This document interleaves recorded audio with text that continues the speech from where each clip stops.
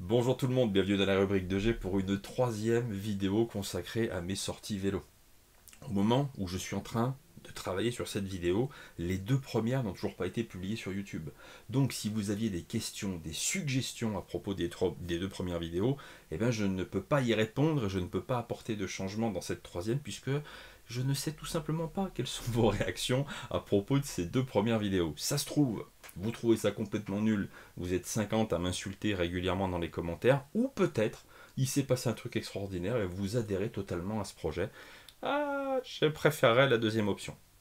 Néanmoins, quoi qu'il arrive, ça me fait extrêmement plaisir de vous retrouver aujourd'hui pour une troisième sortie. Une sortie très particulière et qui me tenait particulièrement à cœur parce que c'était un gros objectif personnel d'essayer de gravir le col de l'Oyon.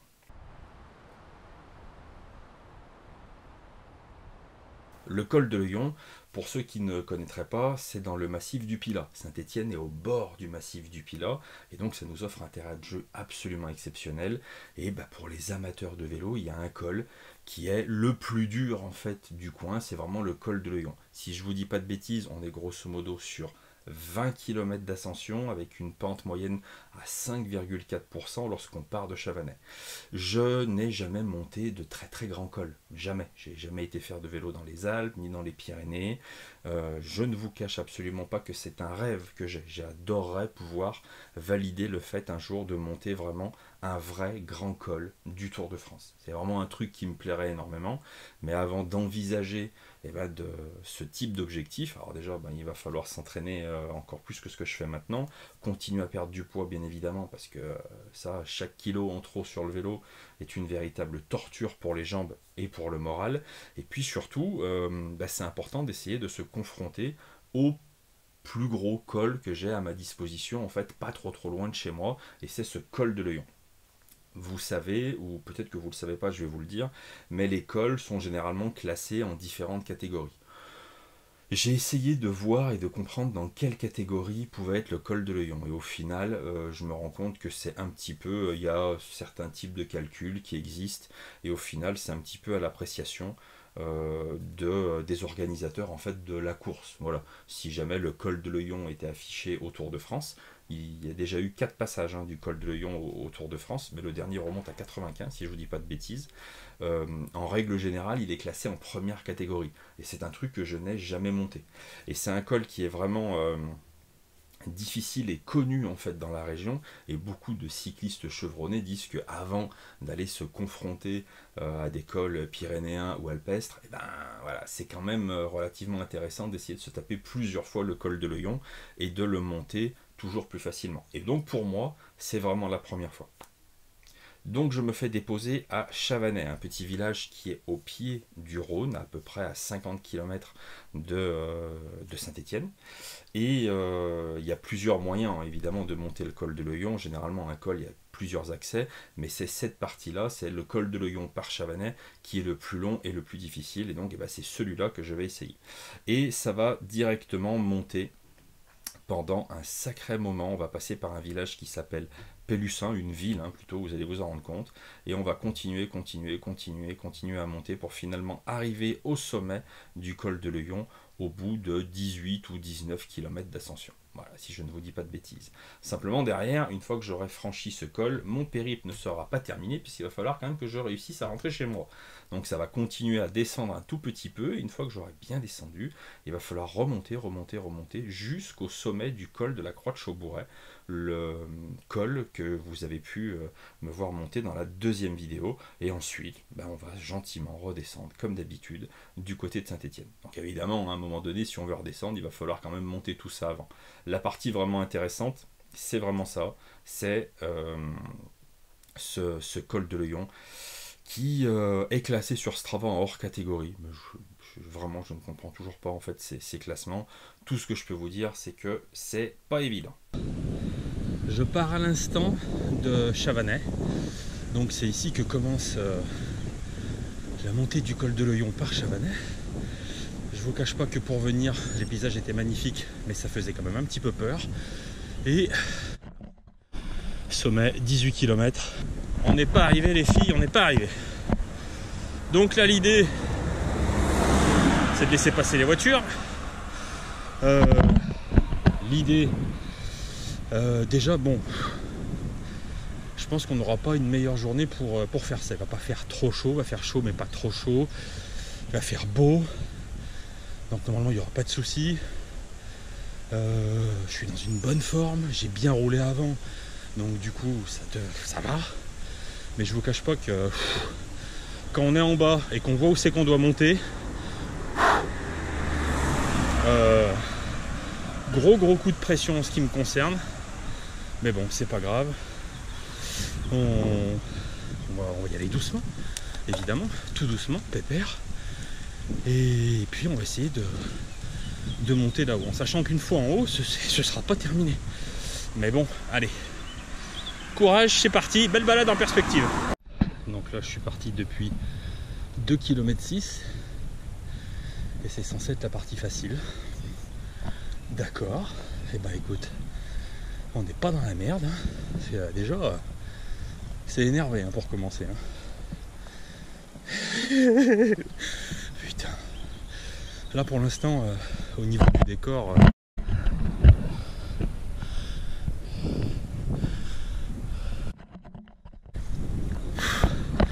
il n'y a rien de foufou au niveau du décor.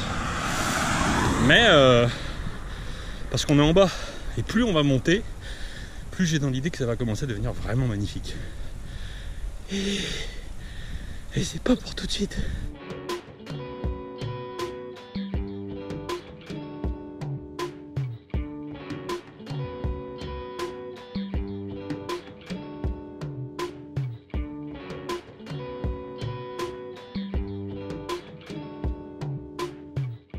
Sommet dans 16 km, et pour ceux qui se posent la question, le sommet, c'est la petite pointe blanche tout là-bas. Je vais essayer de zoomer pour vous, mais pas gagné. Vous vous en doutez, on n'est pas arrivé.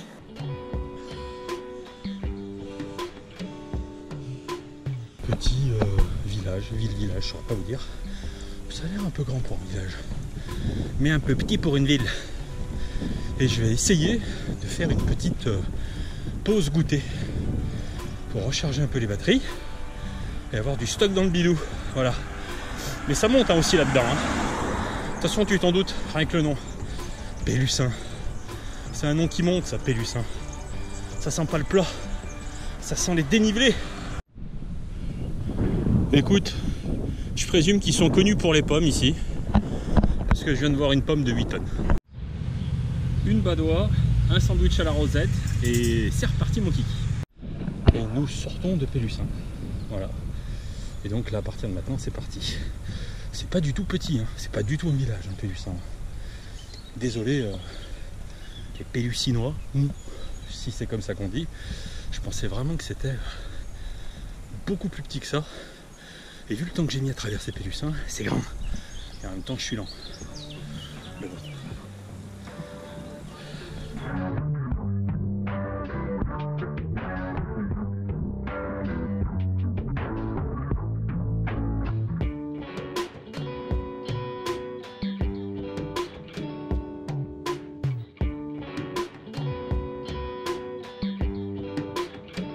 On est à 11 km du sommet. Je peux pas mieux gérer que ce que je viens de gérer. J'ai quasiment pas appuyé sur les pédales. Et grosse économie de force. J'ai jamais vraiment été au-dessus des 150 au niveau des battements du cœur. Et j'ai bouffé un gros sandwich. Normalement, en termes d'économie, ça va quoi. Je suis large. Un peu moins de 10 km de l'arrivée, enfin de l'arrivée du sommet, parce que je ne serai pas au bout de mon périple. Alors déjà ça commence à devenir très beau.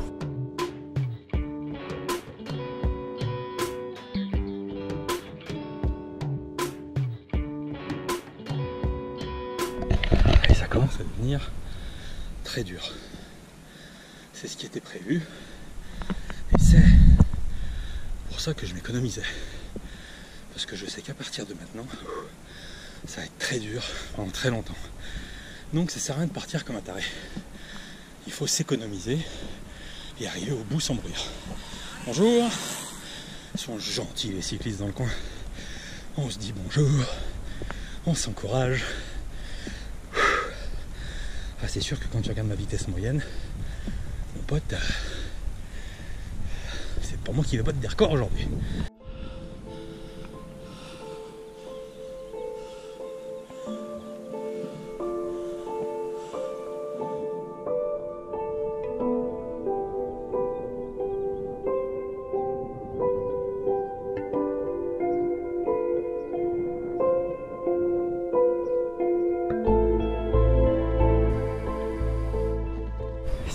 Du sommet. Je m'arrête pour vous parler parce que là ça fait 3 bornes que les pourcentages sont bien raides et faut choisir. À un moment donné, si j'essaie de vous parler, je vais exploser parce que c'est quand même bien raide. Donc je fais une petite pause, on va s'hydrater gentiment et puis on va reprendre. Là pour l'instant, la flèche que je vous montre depuis le départ, je la vois plus depuis un petit moment et là j'ai un bon espoir qu'au bout de cette route on soit un petit peu à l'ombre. Allez, on y retourne.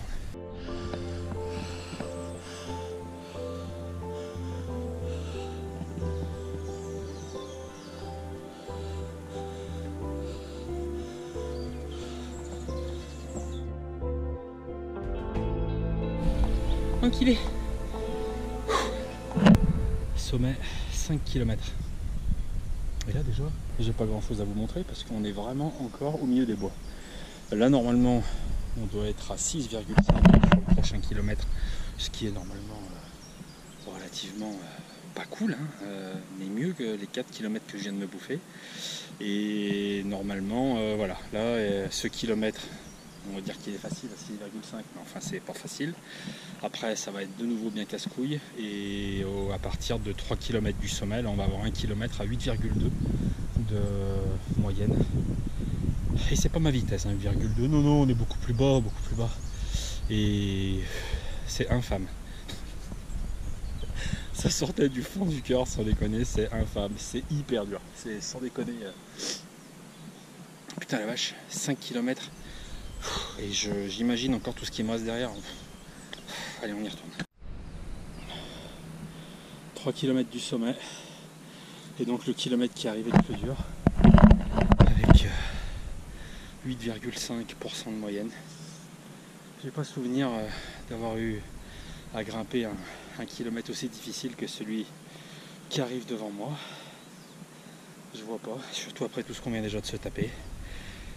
3 km, allez.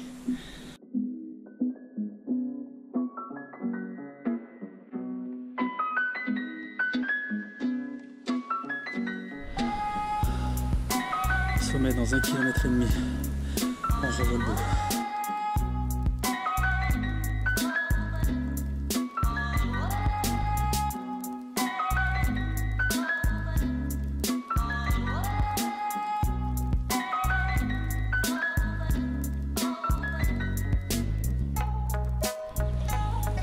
« 800 mètres du sommet si je vous dis pas de bêtises. Déjà une belle récompense. Tout en bas, c'est à peu près de là d'où on vient, c'est le Rhône. On est parti donc de Chavanais, au bord du Rhône, et on est en train de finir de monter le col de Huon.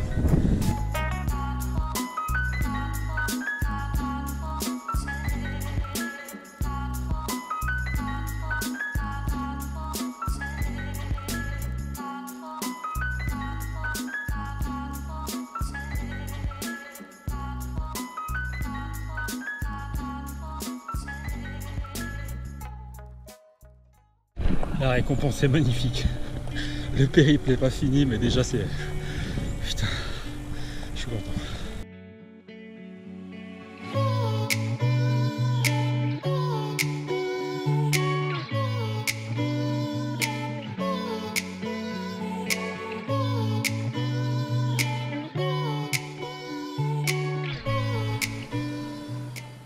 Fin de la première vraie grosse difficulté de la journée. C'était vraiment un truc, putain c'était pas simple. Du coup ça m'a fait 19 km d'ascension. On verra après dans le débrief exactement combien de temps j'ai mis, c'est un temps ridicule mais on s'en fout, c'est pas ça qu'il faut regarder le fait qu'on a réussi à monter. Et ça c'est vraiment bien. Donc là maintenant, si je vous dis pas de bêtises, je vais redescendre pendant un petit moment, 4-5 km pas plus, et ça va de nouveau monter jusqu'à la croix de Chaubouret, et après on fera un petit point là-haut. Voilà, mais le pire est derrière moi, mais il y a encore un joli morceau de bravoure devant moi, surtout que là je commence à être bien fatigué, j'ai plus beaucoup d'eau, il va falloir que j'essaye de trouver un coin pour trouver de la feuille. Si tu veux, à moins de creuser un puits là dans le coin, c'est un peu la merde. Enfin bon, on va économiser, on va y aller doucement, comme d'hab en même temps. Et puis on va voir où ça nous mène.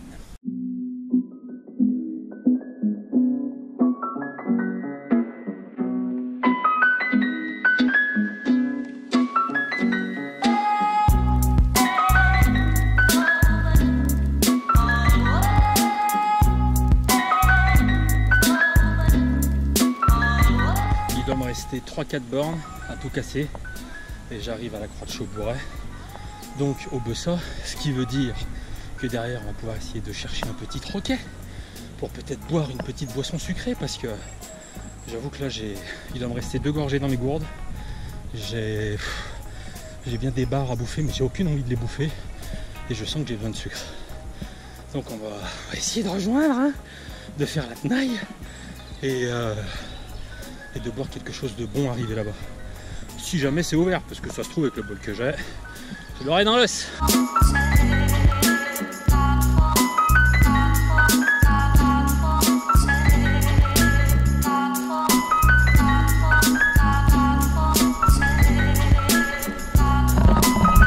Mais j'en ai plein le cul!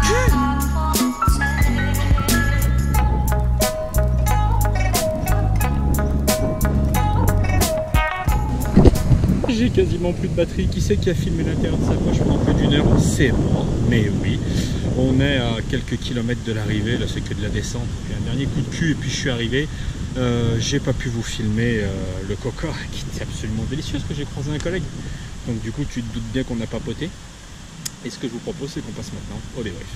La totalité de cette petite sortie aura été de 54 km, ce qui est déjà très suffisant en ce qui me concerne, pour une durée de déplacement de 4 heures et 8 minutes. C'est beaucoup, mais on va y revenir, avec un dénivelé total de 1390 mètres. Voilà, le reste, les watts, tout ça, on s'en fout un petit peu, parce que j'ai pas de capteur en fait de puissance, donc c'est jamais que des puissances en fait estimées. Et ce qui est surtout intéressant, je trouve, c'est la durée en fait, le temps que j'ai passé en fait dans le col de l'Euillon. J'ai roulé 2h48 minutes pour monter le col de l'Euillon. Ce qui est absolument considérable, mais déjà, enfin voilà, je vous le rappelle, hein, je suis absolument pas un grand sportif, mais pas du tout.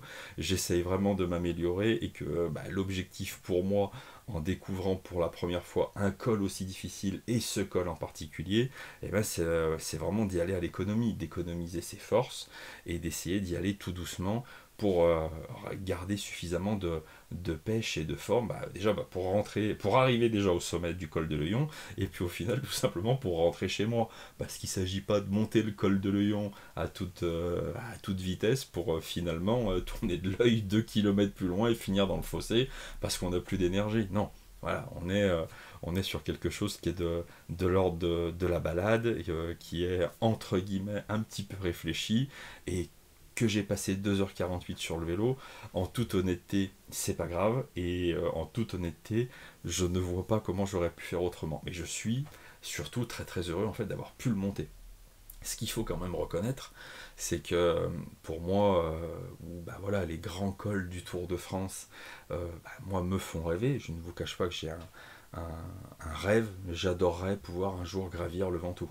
Le Ventoux m'a toujours fait rêver, par son profil, par la tête en fait de ce col absolument incroyable, et puis par toutes les victoires, tous les coureurs du Tour de France qui ont fait des choses absolument incroyables sur le Ventoux. Ce col me fait rêver, et j'adorerais un jour pouvoir le gravir. Mais quand tu vois en fait de quelle manière j'ai pu en chier, galérer en fait sur ce col-là, j'ai un peu de mal à imaginer ce que ça aurait pu donner sur le Ventoux. Il va falloir, si on veut pouvoir un jour caresser cet espoir de me voir gravir un col du Tour de France, un col qui a vraiment un hors catégorie, un truc, un géant, pour être tout à fait clair, il va falloir sincèrement que je fasse de gros efforts, encore plus que ce que je fais maintenant, au niveau de l'entraînement, au niveau de l'alimentation, avaler des kilomètres et des kilomètres pour pouvoir peut-être prétendre un jour y arriver. Mais là, actuellement, c'est juste pas possible. Ça a été vraiment une ascension très difficile. Les derniers kilomètres, notamment ce kilomètre-là à 8,5%, était totalement abject, vraiment difficile. D'une part par les pentes qui sont vraiment importantes, par le soleil qui cognait très fort en fait à ce moment-là, et puis surtout parce que j'avais déjà avalé pas mal de trucs, pas mal de kilomètres en fait avant. Et donc voilà, l'accumulation des kilomètres, de la pente et tout, au bout d'un moment fait que t'en peux plus, et quand tu arrives sur des pentes qui d'un coup deviennent encore plus difficiles, il faut un gros moral quand même pour pouvoir continuer à appuyer sur les pédales et à monter. Néanmoins, je ne vous cache pas que je suis extrêmement heureux, extrêmement ravi d'avoir validé cet objectif. Je me dis que ça c'est fait, et ça me motive beaucoup pour continuer à faire du vélo, à m'entraîner, et peut-être l'année prochaine aller tenter quelque chose de beaucoup plus sympathique et de beaucoup plus connu et de beaucoup plus marquant. Je sais pas si je vais continuer à faire des vidéos sur le vélo d'une manière régulière. J'ai très envie en fait déjà de vous sortir ces 3 premières vidéos. Donc voilà, si vous voyez celle-là, c'est que c'est fait. De voir vos retours, de voir ce que vous en pensez, d'écouter vos suggestions, de voir ce que vous aimeriez me voir améliorer.